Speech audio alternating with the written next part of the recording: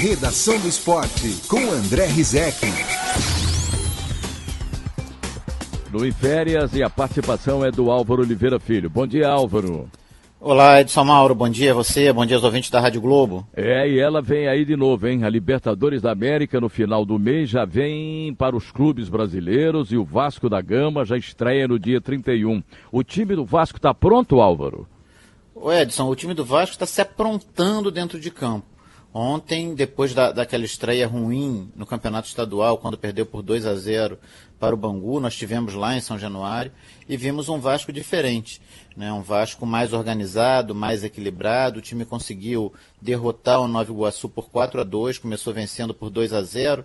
Sofreu um susto no segundo tempo, quando alguns jogadores começaram a cansar, né? O Nova Iguaçu chegou a empatar o jogo, mas o Vasco conseguiu fazer mais 2 gols e saiu de campo com a sua primeira vitória, 4-2, tudo dentro da normalidade, inclusive essas oscilações durante a partida. O que não está dentro da normalidade ainda é a parte política, né? O Vasco escolheu, o Conselho Deliberativo do Vasco escolheu na última sexta-feira o seu novo presidente, o Alexandre Campelo, numa eleição para lá de tumultuada, mais uma grande mancha na história do Vasco. Mas o Campelo foi eleito e vai assumir o cargo hoje.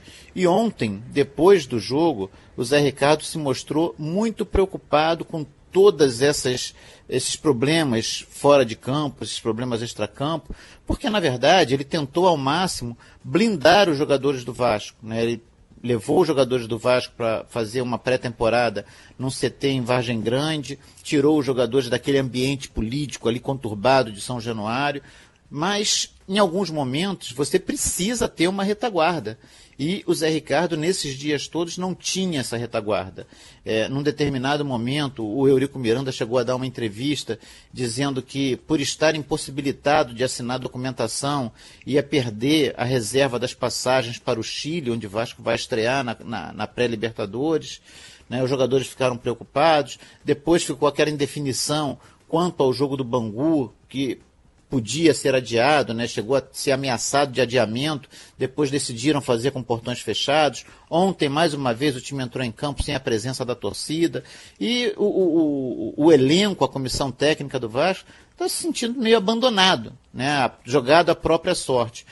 O Zé Ricardo espera que essa situação mude a partir de hoje, quando Alexandre Campelo vai assumir a presidência do clube de fato, né?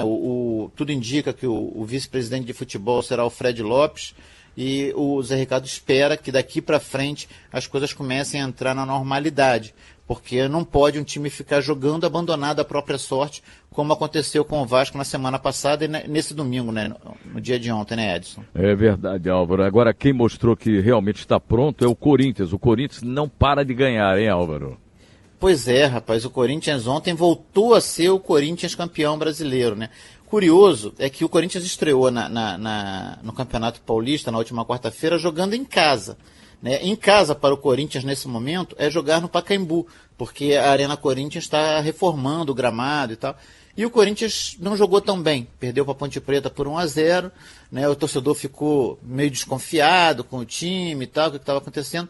E ontem o Corinthians jogaria como visitante contra o São Caetano. Sabe onde foi o jogo, Edson? No Pacaembu, na casa do Corinthians, porque o São Caetano, de olho numa arrecadação melhor, decidiu mudar o jogo para o Pacaembu e jogou como mandante na casa do adversário. Coisas do futebol brasileiro, né? Que loucura. O Corinthians até começou jogando bem, começou tocando melhor a bola, mais solto em campo.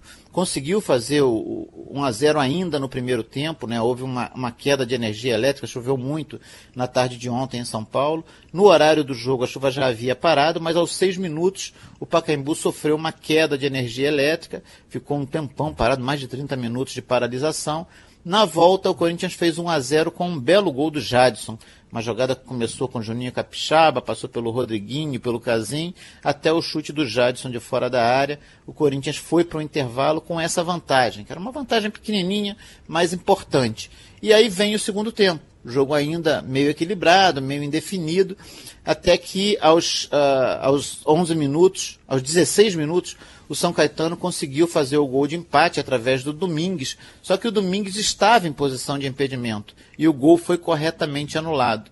Em vez de prestarem atenção no jogo, os jogadores do São Caetano foram reclamar com o assistente.